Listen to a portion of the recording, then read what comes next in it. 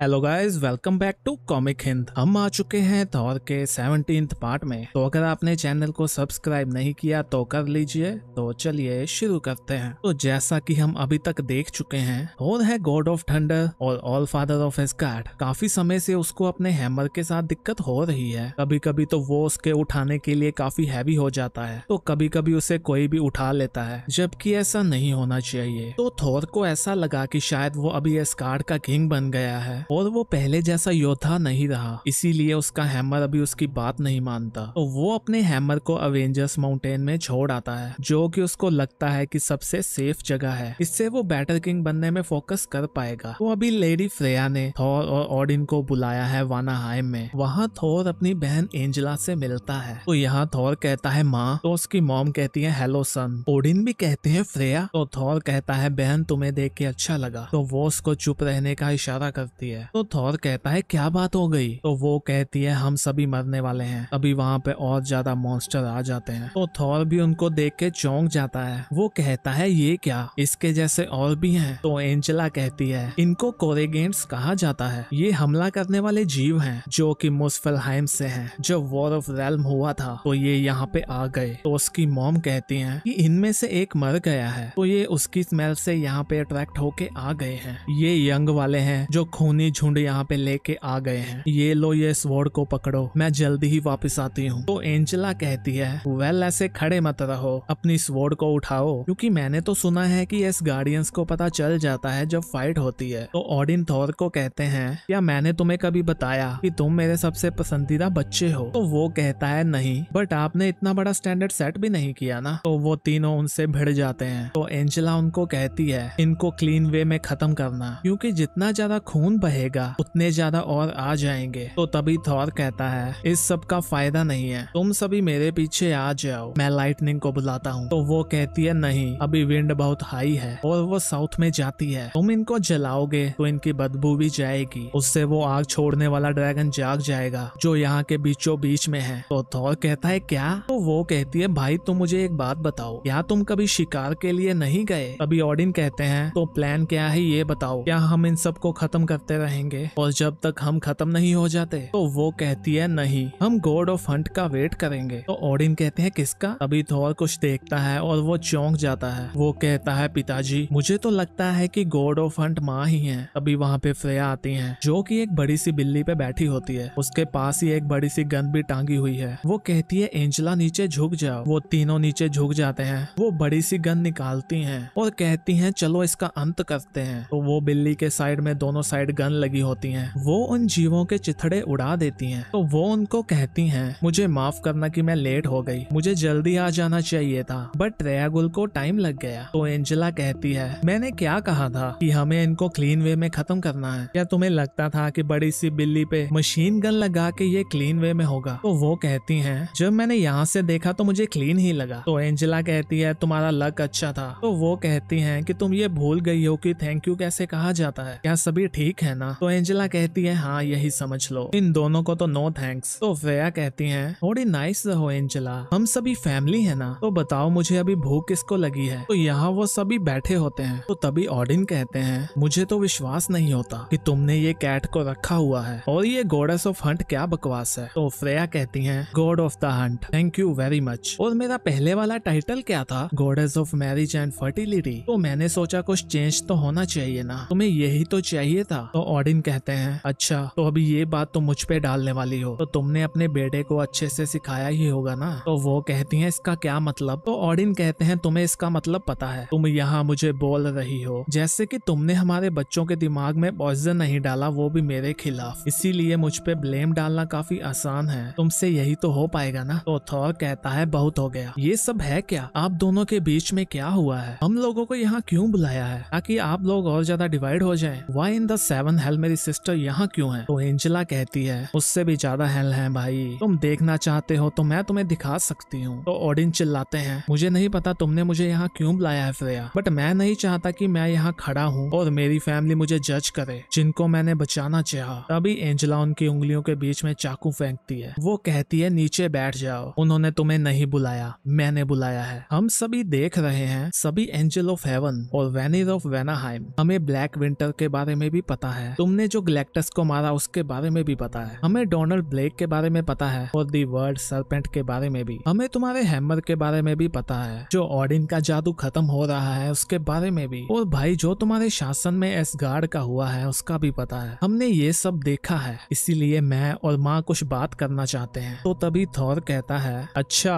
तो ऐसा क्या, तो तुम सभी लोगों को मेरे से बात करनी है, तुम अपनी लाइन से बाहर जा रही हो। तो वो कहती है इस वर्ल्ड में बस तुम्हारी रियासत ही नहीं है, तुम इस गार्डियंस की हैबिट है कि तुम बाकियों के लिए भी डेथ लेके आते हो, क्योंकि तुम अपने उस छोटे से सिंहासन को साफ नहीं रख पाते। तो थॉर कहता है तुम्हारी हिम्मत कैसे हुई ऐसा कहने की। तो वो कहती है ये आसान है, तुम और ओडिन अपना झगड़ा सुलझाओगे। वैसे जो मैं कहने वाली हूँ वो मैं कहना तो नहीं चाहती, बट एक किंग दूसरे किंग से सीख सकता है। तो तभी ओडिन कहते हैं इस बात से मैं सहमत हूँ। तो वो कहती है अभी बात खत्म नहीं हुई, एक बेटा अपने पिता से सीख सकता है और एक पिता अपने बेटे से। जो हाउस डिवाइड हो जाता है वो खड़ा नहीं रह पाता। तुम्हारा किंगडम टूटने की कगार पे है और मुझे कोई इंटरेस्ट नहीं है उसको साफ करने में। तो तभी ओडिन कहते हैं ये सब टाइम वेस्ट है, मैंने इतने टाइम एस्गार्ड पे शासन किया है जितना तुम लोगों को याद भी नहीं होगा, बट मैं कभी भी इस बकवास में नहीं पड़ा। अभी इससे अपना शासन नहीं संभाला जाता तो क्या करें। तो तभी थॉर भी कहता है मेरे साथ जो भी हुआ है वो आपकी वजह से हुआ है। तो एंजेला कहती है बहुत हो गया, मुझे लगता है तुम समझे नहीं, अगर तुम अपने किंगडम को साफ नहीं रख पाते तो मुझे तुमसे ये लेना होगा, ये तुम्हें आखिरी चेतावनी है। तो थॉर कहता है क्या तुमने मुझे धमकी दी है बहन। तो वो कहती है कि हायरार्की के हिसाब से ये किसके पास आएगा छोटे भाई, वैसे तो मुझे ये नहीं चाहिए, बट ब्लड और अधिकार के हिसाब से एस्गार्ड का सिंहासन मेरा है और मैं इसको तबाह नहीं होने दूंगी, इसके लिए चाहे मुझे तुमसे लेना ही क्यों ना पड़े, क्योंकि तुम अपनी हेंकड़ी से इसको बर्बाद कर दोगे। तो थॉर को गुस्सा आता है, वो कहता है अच्छा तो वो मैं देखना चाहूंगा। तभी उनकी माँ बीच में आ जाती है, वो कहती है एंजेला तुम अपने पिता को घर क्यों नहीं लेके जाती, मैं थॉर से बात करती हूँ। तो ओडिन कहते हैं बाहर में जाओ, मैं इसके साथ कहीं नहीं जाने वाला, इसका क्या पता कब मेरी पीठ में छुरा खोंप दे, इससे अच्छा तो मैं उन जीवों से लड़ लेता हूँ, इस लैंड में मुझे और क्या मिलेगा। तो वो कहती है मैं भी नहीं चाहती कि तुम मेरे साथ आओ, मेरी कोई भी इच्छा नहीं है आज तुम में से किसी को भी खत्म करने की, बट तुम्हें फाइट करनी है तो मेरे साथ आओ, मुझे लगता है मेरे पास तुम्हारे लिए एक जगह है। तो वो ओडिन को कहीं ले जाती है लड़ने के लिए जहाँ पे सट्टा लगता है किसी जीतने वाले पे। तो ओडिन कहते हैं मेरी कोई बेटी होनी ही नहीं चाहिए थी। तो यहाँ पे फ्रेया थॉर को कहती हैं मुझे इस सब के लिए माफ करना, जब मैं और तुम्हारे पिता अलग हुए तो मुझे तुम्हारी चिंता थी, एस्गार्ड में जो सब हो रहा था उसकी खबर मेरे पास भी पहुंची। तो वो कहता है तो आप एंजेला के साथ जाके छुप गई जब तक कि उसने मुझे यहाँ नहीं बुलाया ताकि आप मुझे डांट सके, सही कहा ना मैंने। तो वो कहती है नहीं बेटा, मैं तो तुम्हें थोड़ी जगह देना चाहती थी, मुझे माफ करना वो सच नहीं है, मैंने तुम्हें देखा जब तुम मुसीबत में थे, तुमने अपने पिता को बुलाया और मुझे नहीं पता था कि मेरी जगह वहाँ पे क्या है, मुझे लगा मैं वहाँ पे फिट भी नहीं होती हूँ। तो वो कहता है नहीं माँ ऐसा नहीं है, आपको ऐसा क्यों लगा। तो वो कहती है थॉर मैं पागल नहीं हूँ, तुम भी अभी कोई बच्चे नहीं हो, मैं कितने टाइम से तुम्हारे पिता की उन चीजों के साथ रही हूँ जो उन्होंने छुपा के रखी, जैसे कि उनकी स्कीम्स, उनकी बेवफाई, उनके बच्चे, काफी कुछ अभी तुम्हें नहीं पता, कुछ तो ऐसी चीजें हैं जो मैं बोलना भी नहीं चाहती। तो थॉर कहता है हाँ मुझे पता है, कुछ टाइम पहले ही कुछ खुलासे हुए हैं, उसके बाद मुझे नहीं पता मैं क्या करूँ। तो उसकी माँ कहती है दी फिनिक्स। तो वो कहता है हाँ। तो वो कहती है थॉर मैंने तुम्हारे डायपर चेंज किए हैं, मैंने तुम्हें पढ़ना सिखाया, मैंने तुम्हें रोते हुए थामा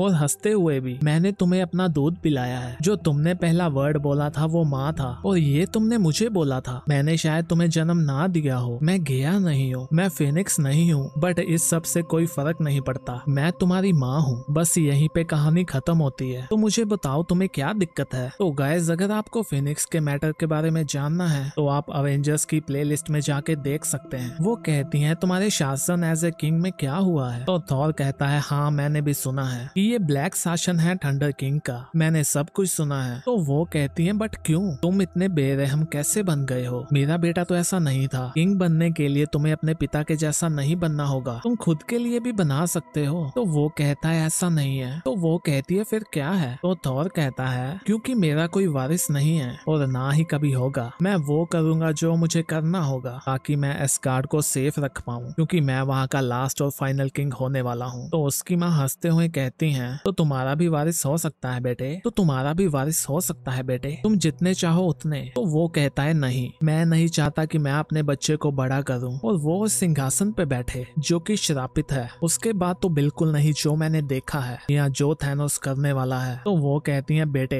मैं समझी नहीं, तुम्हें ओल्ड गॉड पे विश्वास करना होगा। चीजें इतनी भयानक भी नहीं होती जितनी वो दिखती हैं। ये बताओ कितनी बार वर्ल्ड का एंड हुआ है और कितनी बार हमने इसको वापस जोड़ा है। ये जो भी है हम इसको एक साथ देख लेंगे, सब कुछ ठीक हो जाएगा। तभी थोर का फोन बजता है तो उसकी माँ कहती है ये क्या है। तो वो कहता है इसको सेल फोन कहते हैं, सिर्फ तंग आ गई थी कौओं को भेज भेज के। तो वो कहती है मैं इसके कॉन्सेप्ट को तो समझ गई, लोकी इसके बारे में बताता था, तो अभी क्या हुआ। तो वो कहता है पता नहीं। तो ये कैप्टन अमेरिका का फोन होता है। वो कहते हैं थोर मेरी बात सुनो। तो वो कहता है कैप्टन तुमसे बात करके अच्छा लगा, मैं तो हैरान हूँ ये डिवाइस यहाँ भी चल गया। तो कैप्टन कहते हैं माफ करना बट तुम्हें ये सुनना होगा पहले। मैं तुमसे ये कहने वाला हूँ बट मुझे नहीं पता ये कैसे पॉसिबल है। हमने अवेंजर्स माउंटेन में सब कुछ देखा बट हमें कुछ नहीं मिला। तो वो कहता है कैप्टन क्या हुआ मुझे बताओ। तो कैप्टन कहते हैं वो चला गया, तुम्हारे हैमर को चुरा लिया गया है। तो गाइस इसी के साथ ये पार्ट खत्म होता है। तो अभी इसका नेक्स्ट पार्ट आएगा नेक्स्ट मंथ को, तो उसको देखने के लिए चैनल को सब्सक्राइब कर लीजिए। वीडियो अच्छी लगी तो लाइक भी कर दीजिए। हम भी मिलते हैं नेक्स्ट वीडियो में, तब तक के लिए बाय बाय।